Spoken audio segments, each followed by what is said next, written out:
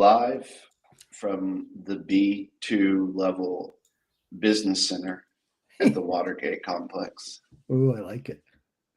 Live from Finland, Helsinki, live from Indianapolis.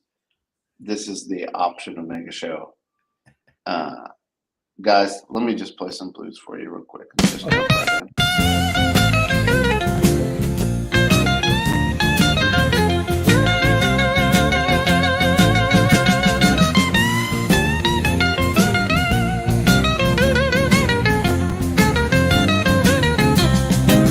Every morning at 8:45 Eastern, Option Omega's got your back.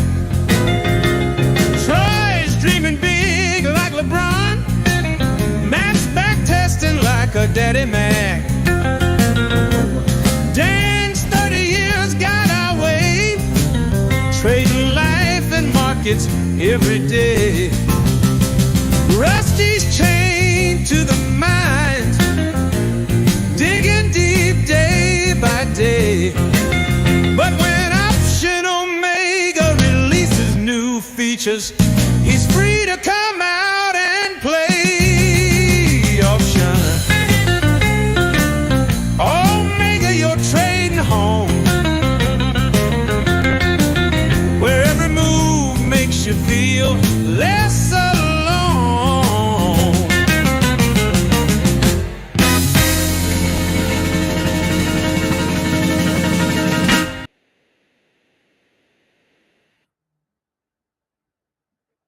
Fellas, Watergate, I have got the files. I'm on my way back. I got the files. I'm ready. As you can see, this is a big moment for me in my life because I've never really had to. I have traded in plenty of business centers as a gambling person myself, waking up when I should be on vacation with my wife, trading futures and things like that in a business center. But I've never got to do a live conference call from a business center. As you can see, it's a real business center. I've got this HP printer. That's right. Which makes it a super real business center. Official, yeah. And, the Watergate Wi-Fi so far, I mean, boys, can you hear me? I feel like the Watergate Wi-Fi so far has been okay. Sounds audible. I'm kind of imagining just when was it Bernstein or the other Woodward was in the parking lot with deep throat? I would imagine a little bit of raspy voice, a little kind of quiet. So I'm getting the, I wish, Troy, you could real quick. I mean, I was pretty entertained, but right before the show, folks, Troy let us see this wonderful little lounge area where. No, we'll do it. Listen. We got into our flight was delayed, so we got in super late. I realized I had left my cigars in the truck like a noob, like an absolute noob. And so I, wanted to get some cigars because I know today's gonna be busy. And lo and behold, there are two shops open that I've been to both of them, but they're both open till 2. So we went to Shelley's back room. Now, what a classic. We walked into this, and we've been here before, my friends and I. We've walked into this club about 1:30 in the morning, and I kid you not, every seat in that place was filled with people that look like congressmen. I mean, the only way I know how to tell if they're legit or not, a lot of people in those suits with suits that have those little American flags on them. Ah, yes. So, and they were visiting with, members of the opposite sex, put it that way. Yeah. So I'm sure they're wives. I'm sure they're younger wives. Most definitely. So, much younger. Yeah. So anyway, it was a great. They overpriced cigars by 5-fold, but sometimes you sounds do what like you a deal. Do. Yeah. Sometimes, listen, when you're in the nation's capital, in the greatest country on earth, you do what you can. So right. Anyway, thank you for sharing. Anyway, guys, futures are popping. If you would have told me yesterday that when we were down 160 points from here that we would be, not opening up. I could see if we closed down 100 and then this was the pre-market the next day, I could get that. This is a little bit much, to be 50, 60 points on top of the range of yesterday. So, well, can we talk about that close yesterday too? I mean, yeah, there was like a concept of a rumor of a tweet about tariffs, and there was like a 30-point candle. Then it came back down, and then as the end of month came on, which if you're in the OO community, you kind of know that this has happened before, that there's an end of month move. But then the end of month move, we moved what? I mean, depending on when you start the measurement, 40, 50, that's a 60 good one. points. Yeah, that's a good one. So Dan, hopefully people had some long calls. Dan, I don't know if you've heard this before, but people always talk about seasonality and things like that. But one of the things that I would love to get your view of this, one of the things that we've noticed is really, people said the last 10 minutes, but really the last 30 minutes, I think, is because sometimes it'll front run a little bit. Yeah. But the last trading day of the month, the last 30 minutes gets wild. You can look at it, you can back test it. It gets wild. Yeah. And that's what's good. You guys have the data for that. I mean, I can tell you it sure seems like that from memory, last day of the month, towards the end of the day, a lot of shenanigans kind of go on.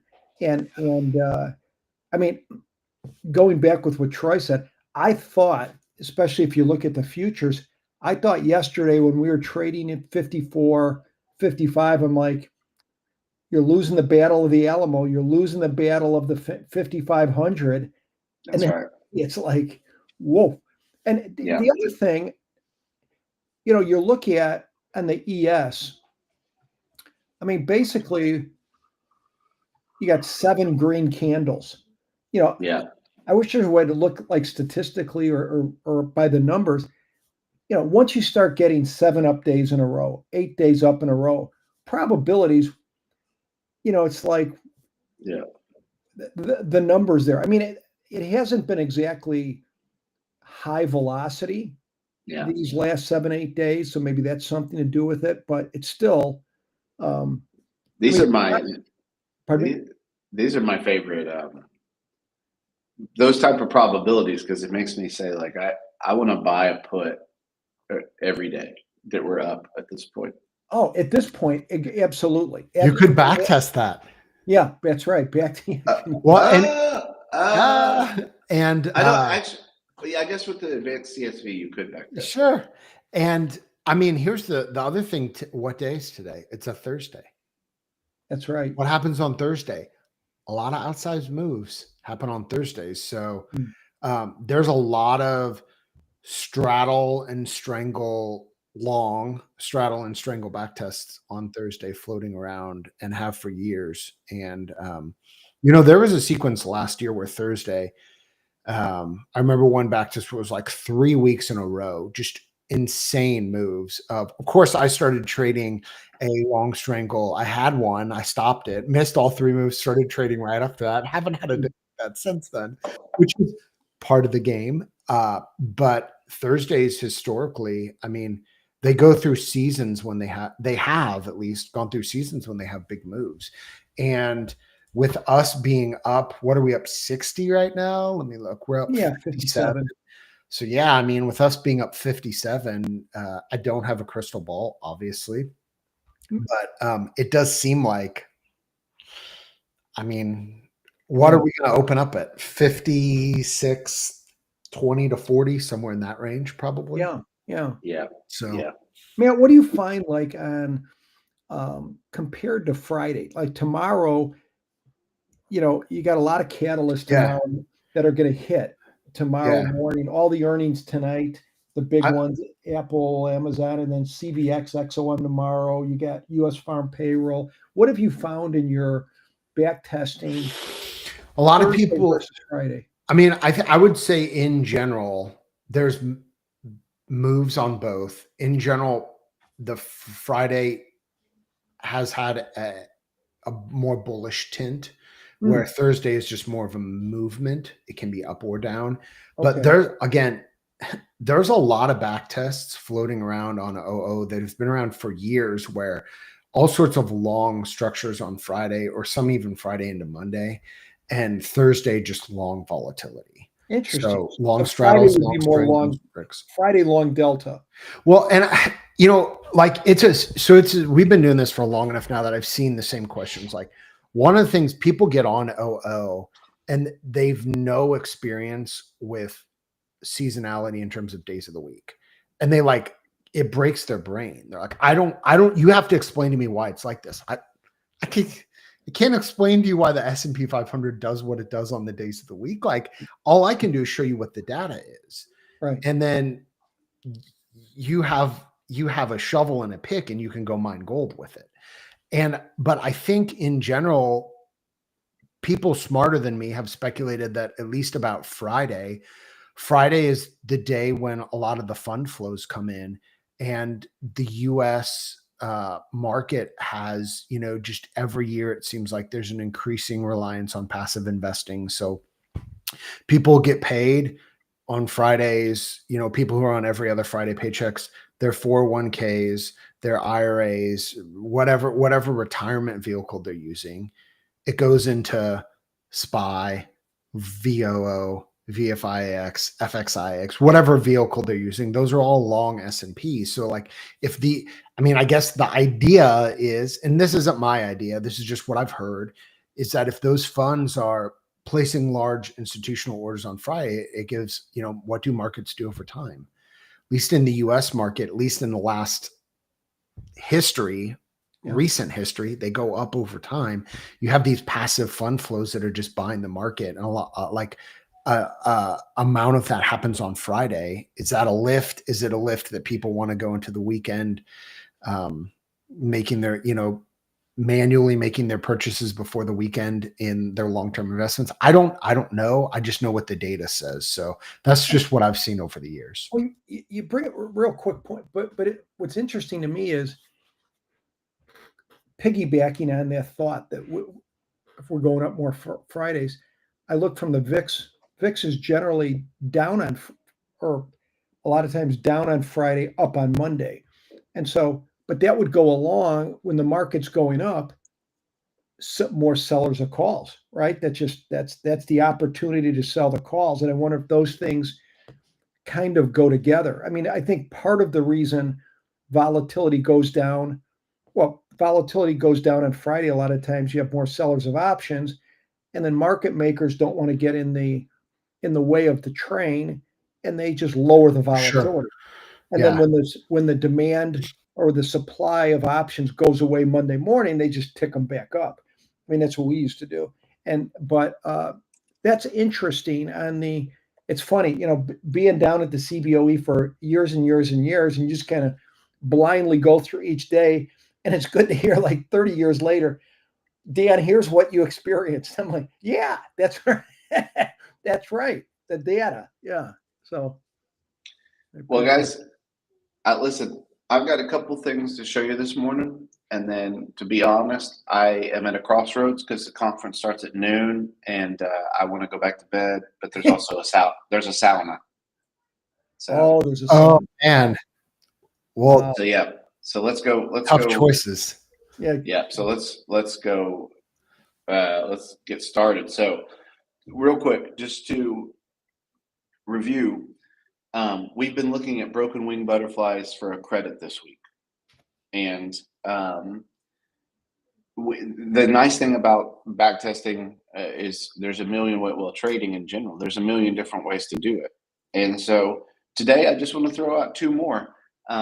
Guys, what I'd like to do is by the end of this, I'd like to make a video that just shows kind of the conglomeration of things that we've done. Because I think by the time we've done this, we've done like 12 pretty good trades, backtest. So we'll work on that. But anyway, let me share my screen real quick and go from there.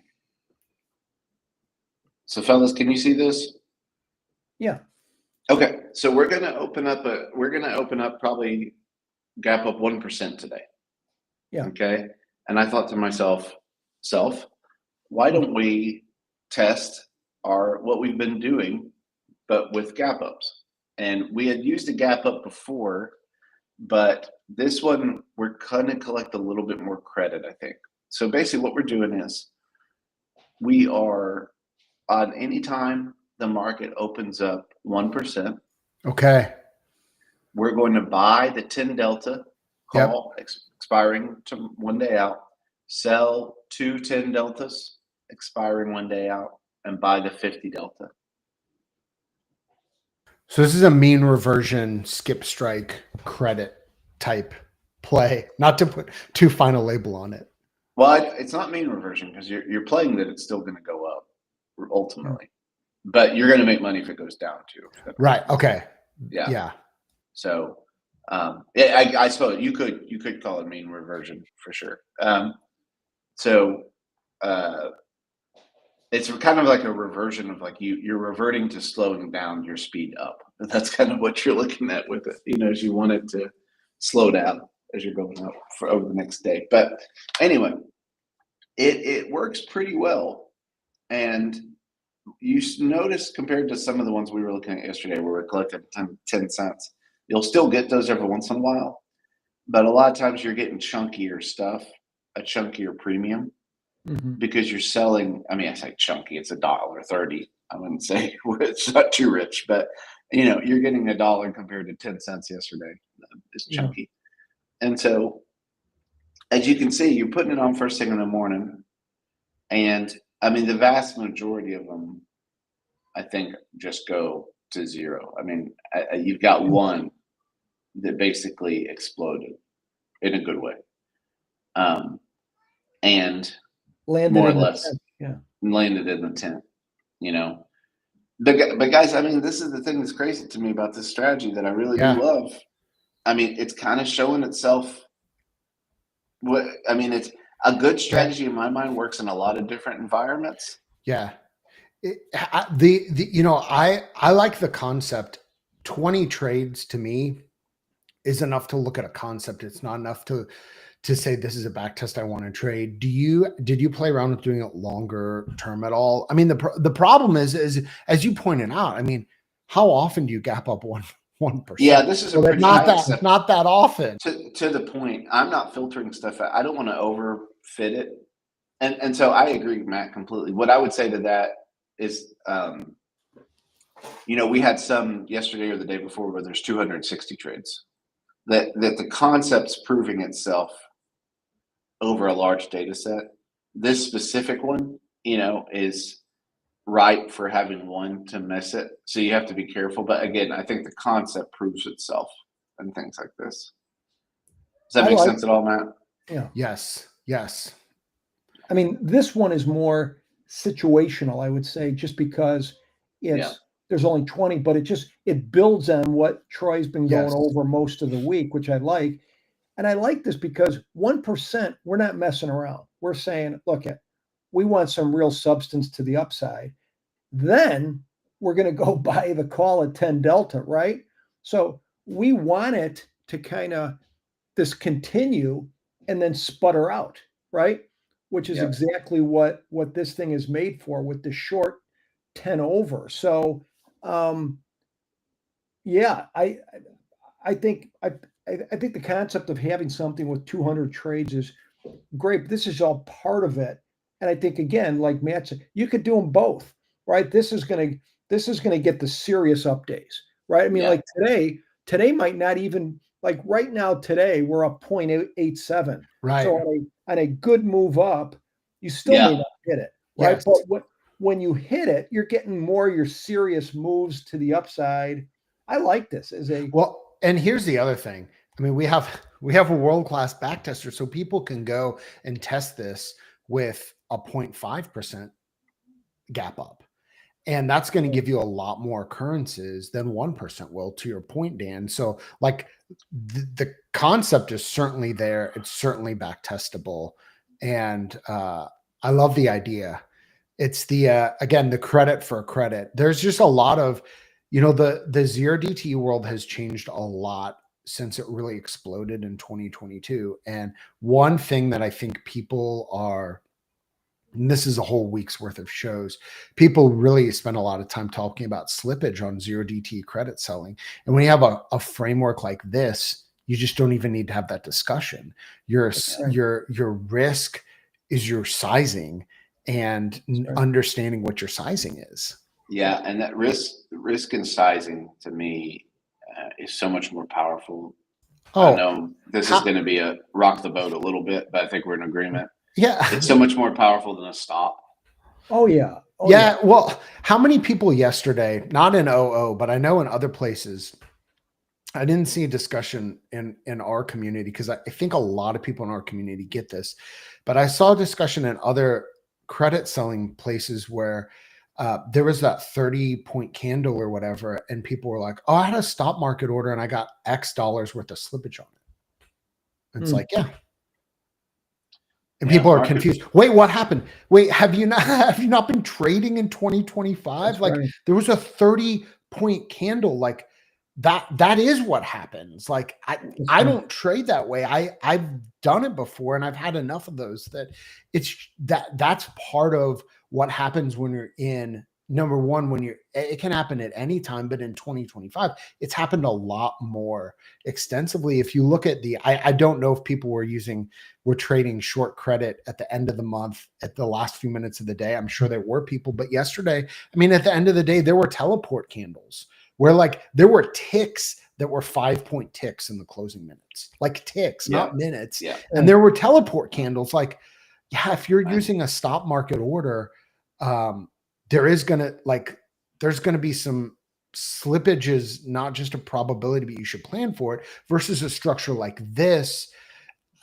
You get in for the price that you get in for. So there might be a little bit of slippage on that, but your risk is your sizing. It's not a tweet where you have a 30-point candle that 30 minutes later mean reverts back to nothing and you got stopped out. Well, and bids ask are in the pit. I mean, bids ask are changing like this. And so, you think you're going in at this. I could tell you, I mean, I looked at some stuff and, we're taking orders in the pit. I mean, things move quick, and I think that's just part of the education. You have to learn that. And real quick here. So this is saying, Troy, that since you did this study, May 16, 22 to April 30, 2025, basically there's only been 21% up moves, right? Which I would have thought, maybe I would have thought more. I'm not sure, but that's it though, right? I mean, there could be. I always look at that probably is true, that there's probably been 20. But also, I also look at these things and say, were there options that day? Basically, like that's the other thing that you always check through. But in that trade, listen, let me do one more, because if you liked 20 data and thought that was too little, you're going to love this one. Listen, people always say we're in a 0-day environment. Why don't you guys just talk about 0-day all the time? No one actually says that to us, but I'm just using a straw man. Well, here's that straw man's answer. We're going to give the people what they want. Instead of a 1 day, we're going to just do a 0-day of the same thing. 0-day of the same thing. Get even 6 less tests, even smaller sample size. Here's the point that Matt brings up a good point. The sample size of that end of month, the end of month travel or end of month trade, whatever you do. I've seen sample sizes of like 6 before. You do kind of have to weigh sometimes the validity and say, so Stephen, like you make a great point, and that's exactly what I would do. Is if I was serious about the strategy, I would look at 0.5%. You say you get 2 really bad days, you get a lot more trades. And that's statistically significant for sure. But the thing you do have to keep in mind is like, there's a huge difference in the market between a 50% gap up and a 1%, or sorry, a 0.5% gap and a 1% gap. Like and so you sometimes in the effect of trying to get so much data, you kind of can like refilter things back in that you really wouldn't do, if that makes sense. And so you do have to kind of pay attention to that. In general, I don't want to discourage people from I would not trade a lot of things that have under 100 trades in the backtest, to be honest. But the other thing on these, Troy, could you sometimes use a way to use these might be saying, hey, it only happens 14 times. It's 114 times. You're looking for the big move. I might up my size, on this type of an event. Yeah, that's right. Where, I might up it because, now you're taking the kind of the cream, right? You're taking 14, 1% is a pretty serious move to the upside, obviously. And, it might be like this type of trade. I might take it and say, I'm going to up the size a little bit more, because it does have a good track record. Because what do you have, 10% allocation on this?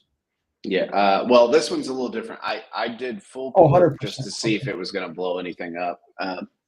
So yeah, never do full port on anything. But yeah, I agree with you. The risk management. The other thing I'll say about it, real quick is this type of trade. I really do encourage you. I'm not a financial advisor. We're not financial advisors, so we're not going to tell you what to trade. But if you want to trade this type of way, if you have found value in saying like, oh, a credit for a credit, what I would encourage you to do is go, if you want to try this, and do a one lot on XSP. And people are like, well, the liquidity and all those things. Well, it's a set it and forget it. So it doesn't matter. It's fine.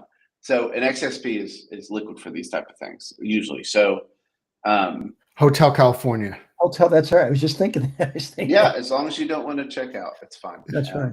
Although I've checked out a lot this week in the hotel, in and out of XSP Hotel. So anyway, but yeah, I would encourage you to try it because it's really important to know the Greeks, to have some sort of understanding of what's happening. Because a credit for a credit means that there's some crazy stuff happening. Yeah, that's right. Intraday, and so you don't want to get. Please don't put a stop on a trade like something like that. Right. You don't want anything like that. So, guys, listen, I've got to go sauna, but there it is. Go Pacers. We didn't even talk about it. Go Pacers. I know. Let me just say this: not a gambler. I'm not a gambler, but my prediction for the series: win, win, lose, win, win. Actual result: win, win, lose, win, win. Well, who are they playing? They played the Bucks, but that was I predicted. You did. I predicted number of games and who would win them. And I have text documentation. All right, but I put no money on it. So we've got one really avid gambler who watches the show, Sports Gambler. So tell me, please, I'll keep you anonymous, but you know who you are. Tell me how much I would have won had I gotten a 5-game series right, because I don't know. If I had put $10 on it, could I have gotten a steak dinner? Where do you get your ideas from? Well, this is a group chat, and I had strong convictions about the last series, which were proven right. So okay, all right. Well, listen, go Pacers, guys. I'm going to be out tomorrow, but Dan and Matt are going to lead the way. We're holding down the fort. No doubt. I have a feeling Dan's going to look at the Greeks tomorrow of some of this stuff that we've been talking all week, and Matt's going to find you trades, I imagine, with a lot more data that are a lot better than the ones I've been finding. As is Matt's custom. So. Anyway, you guys have a good day, and we'll talk to you soon.